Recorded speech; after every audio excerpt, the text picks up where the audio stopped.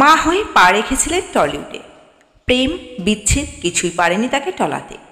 আজ তিনি একজন সফল অভিনেত্রী। বাংলা অভিনয় জগতে দক্ষ অভিনেত্রীদের মধ্যে অন্যতম হলেন অভিনেত্রী স্বস্তিকা মুখার্জি। অভিনয় জগতের মতোই অভিনেত্রীর বাস্তব জীবনেও রয়েছে নানা ওঠাপড়া। সমাজের চোখ রাঙানিকে উপেক্ষা করে শুধুমাত্র নিজের আত্মবিশ্বাসের ওপর ভর করেই আজ একজন সফল মা তিনি। আর জীবনের ৪১টা বসন্ত পেরিয়ে আজও ইন্ডাস্ট্রির পরম সুন্দরী অভিনেত্রী তিনি। তাই বয়স ৪১ হলেও অভিনেত্রীর রূপে জৌলুস দেখে তা বোঝার উপায় নেই। স্বস্তিকা মুখার্জি মানে আত্মবিশ্বাস আর আভিজাত্যের দারুণ মিশেল। এক কথায় বিউটি উইথ ব্রেন। জন্মসূত্রে স্বস্তিকা বাঙালি হলেও ছোট থেকে একাধিক ইংরেজি মাধ্যমের বেসরকারি স্কুলে পড়েছেন তিনি। পরবর্তীতে যাদবপুর বিশ্ববিদ্যালয়ে ইতিহাস নিয়ে পড়াশোনা শেষ করেছেন স্বস্তিকা। স্বস্তিকার অভিনয় জগতে হাতেখড়ি হয় বাংলা ধারাবাহিক দেবদাসীর হাত ধরে। পরবর্তীতে ২০০২ সালে হেমন্তের পাখি ছবির মাধ্যমে বড় পর্দায় নামেন তিনি। আর বর্তমানে নিজের অভিনয় দক্ষতার জেরে বাংলার গণ্ডি ছাড়িয়ে একাধিক হিন্দি সিনেমা আর ওয়েব সিরিজে কাজ করে নজর কেড়েছেন এই অভিনেত্রী। উল্লেখ্য, স্বস্তিকা হলেন প্রয়াত অভিনেতা সন্তু মুখোপাধ্যায়ের মেয়ে। স্বস্তিকা বরাবরই সাহসী। জানা যায় ১৯৯৮ সালে মাত্র ১৮ বছর বয়সে রবীন্দ্রসঙ্গীত শিল্পী প্রয়াত সাগর সেনের ছেলে প্রমিত সেনের সঙ্গে বিয়ে করেছিলেন স্বস্তিকা। কিন্তু সেই বিয়ে টেকেনি। বিয়ে ২ বছরের মাথায় স্বামীর বিরুদ্ধে বিবাহ বিচ্ছেদের মামলা করেন অভিনেত্রী। প্রমিত তাকে শারীরিক ও মানসিক নির্যাতন করতেন বলে অভিযোগ করেছিলেন স্বস্তিকা। যদিও আজ পর্যন্ত স্বস্তিকাকে ডিভোর্স দেননি তার স্বামী। সেই থেকেই একমাত্র মেয়ে অর্নিশাকে একাতেই বড় করেছেন স্বস্তিকা। স্বস্তিকা বরাবরই ছক ভাঙা, তাই বিয়ে নিয়ে নানান অশান্তির মধ্যেই মেয়ে কোলে নিয়ে এসেছিলেন ইন্ডাস্ট্রিতে। আর যে সময়ের কথা হচ্ছে তখন ইন্ডাস্ট্রিতে নায়িকাদের নিয়ে তত্ত্ব ছিল বিবাহিত নায়িকা, তার উপর আবার সন্তানের মা, তাকে নিয়ে চর্চার শেষ থাকত না। সেদিনের ছোট্ট অর্নিশা এখন ২১, মা স্বস্তিকা ৪১। মেয়েই এখন অভিনেত্রীর জীবনের একমাত্র অবলম্বন। তাই সোশ্যাল মিডিয়ার পাতায় প্রায়শই এই অসমবয়সী দুই বন্ধুর একসাথে কাটানো নানান মিষ্টি মুহূর্তের ছবি ধরা পড়ে। তবে অভিনয় সফল এই অভিনেত্রীর ব্যক্তিগত জীবনেও বিতর্ক কম নেই। জীবনে অনেক পুরুষ এসেছেন, কিন্তু থিতু হয়নি কেউই। তালিকাটা অনেক লম্বা। তাই বারবার কষ্ট পেলেও প্রেমের মতো স্বাভাবিক ও সহজ বিষয়কে কোনোদিন লুকিয়ে রাখেননি এই অভিনেত্রী। তার সাথে সম্পর্ক নিয়ে একসময় শিরোনামে এসেছেন পরমব্রত চট্টোপাধ্যায়, সৃজিত মুখোপাধ্যায়, সুমন মুখোপাধ্যায়, জিৎ, দিব্যেন্দু মুখোপাধ্যায়, মীর আফসার আলী। তবে মীরের সঙ্গে স্বস্তিকার সম্পর্ক গুজব কিনা তা নিয়ে এখনও প্রশ্ন রয়েছে অনেকের মনে।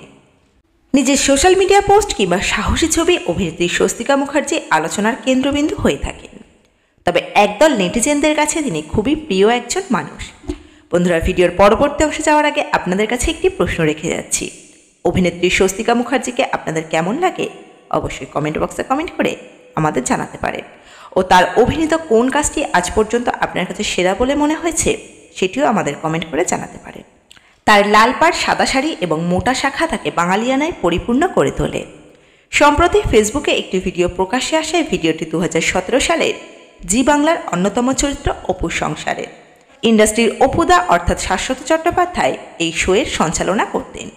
এই শোতেই বিশেষ অতিথি হিসাবে উপস্থিত হয়েছিলেন অভিনেত্রী স্বস্তিকা মুখার্জি। শোয়ের প্যাটার্ন অনুযায়ী অভিনেত্রীকে কিছু প্রশ্ন করেন শাশ্বত চট্টোপাধ্যায় এবং অকপটে সেগুলোর উত্তর দেন তিনি। প্রশ্নোত্তর পর্বের প্রথম দিকে হালকা মেজাজে শুরু হয়েছিল কথোপকথন। সেখানে অভিনেত্রী জানান যে তিনি ছোটবেলায় ভয়াবহভাবে নখ খেতেন।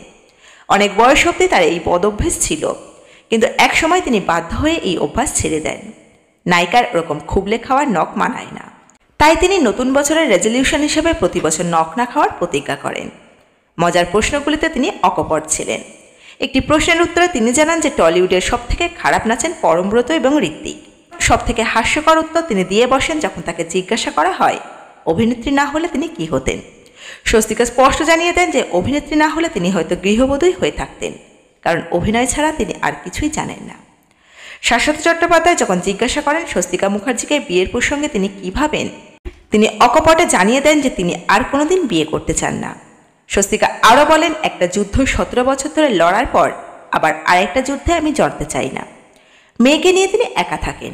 স্বস্তিকা একজন গর্বিত সিঙ্গেল মাদার। তবে তার পক্ষে এই লড়াইটা খুব একটা সহজ ছিল না।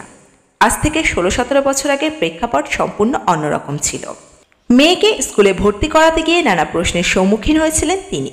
কখনো কলকাতার নামী স্কুল তার মেয়েকে ফিরিয়েও দিয়েছে। অপুর সংসারে অন্য মেজাজে ধরা দিয়েছিলেন স্বস্তিকা। তার অনেক দূর পড়ার ইচ্ছে প্রবল ছিল। তিনি হিস্ট্রি অনার্সের ছাত্রী ছিলেন। তবে তিনি এও জানান যে তিনি খুব কম অঙ্কে পাশ করতেন। 100তে তিনি 1.5 পর্যন্ত পেয়েছিলেন। মেয়ে যদি অভিনয়ের দিকে আসে তাহলে স্বস্তিকা মুখার্জি তা মেনে নেবেন?